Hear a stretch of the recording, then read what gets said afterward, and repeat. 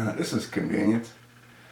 Just read an article on Jihad Watch, dated September the 13th, 2015, by Robert Spencer. Title: Islamic State. Quran says women who engage in sexual jihad will gain paradise.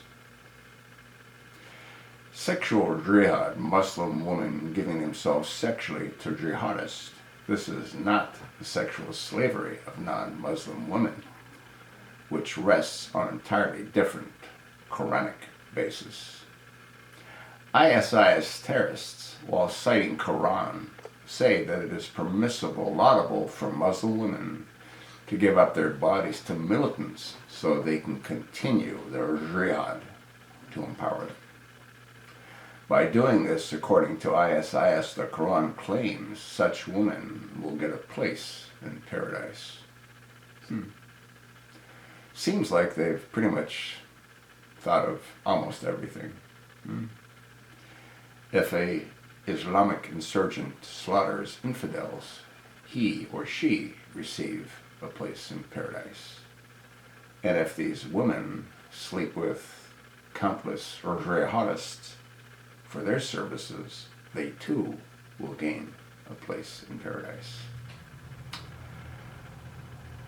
Probably the least part of their Quranic case includes 9.111, quote, Allah has purchased of the believers their persons and their goods, for theirs is the garden. They fight in his cause, and slay and are slain. If Allah has purchased the person of the believer and gives paradise in response, then the woman who gives her body to jihadists may be considered to be giving her, quote, person, end of quote, to Allah in exchange for a place in paradise.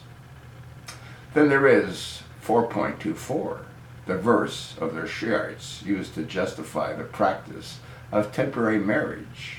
It tells Muslim men that they are forbidden to have sexual relations with, quote, married women, except those that your right hand possesses.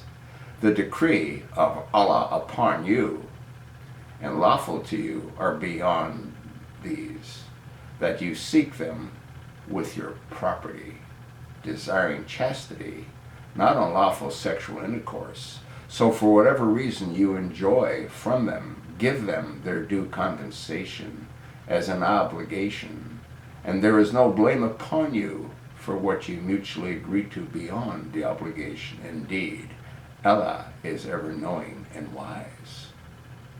You want to read this article? There's a lot of interesting facts, and then there's 10 points that they list. I'll give you a couple of them. 1. Following the declaration of sexual jihad, fatwa in 2013 reports of Sunni women from Australia, United Kingdom, and Malaysia voluntarily joining Sunni jihadist group Islamic State in Iraq and Syria came to the fore. 2. Sunni women traveling to Iraq and Syria for sexual jihad were having sex with 20, 30, and even up to 100 militants, media reports said, adding that many women became pregnant. And Huffington Post report quoted Tunisian Interior Minister Latifi bin Jihad as saying, 3. Some media reports stated that ISIS, after the fatwa was issued, forced families to hand over their daughters for sexual jihad. 4. Some reports indicated that ISIS terrorists have been going door to door in several parts of Iraq and Syria, entering homes, killing the men, and raping the women. They also kidnap women and girls and force them into sexual jihad. 5.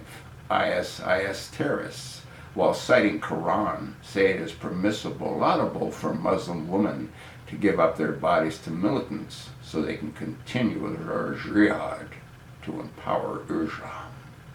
6. By doing this, according to ISIS, the Quran claims such women will get a place in paradise.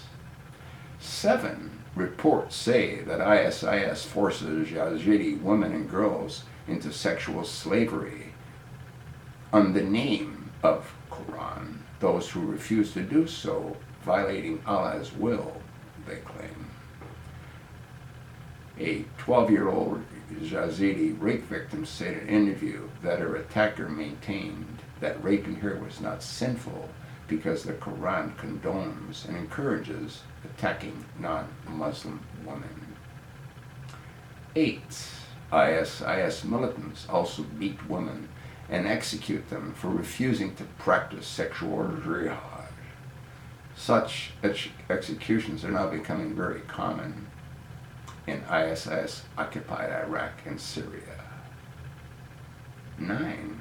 In December 2014, the Iraq Minister of Human Rights had announced that one member of ISIS had killed at least 150 females, including pregnant women, for refusing to participate in sexual jihad.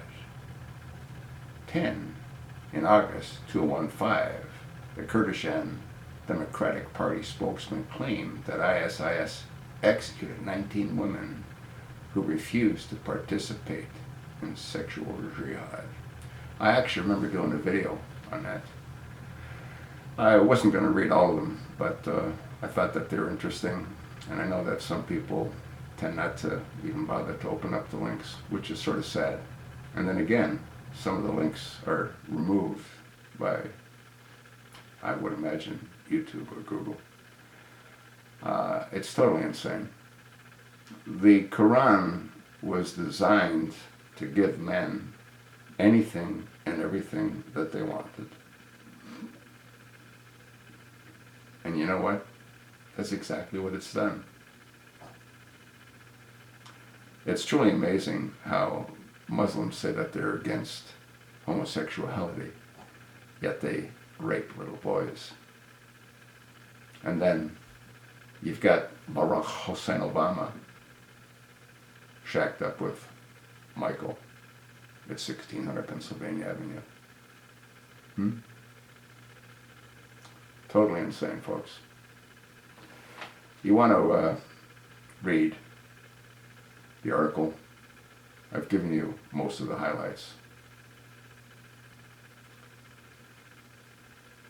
Not good.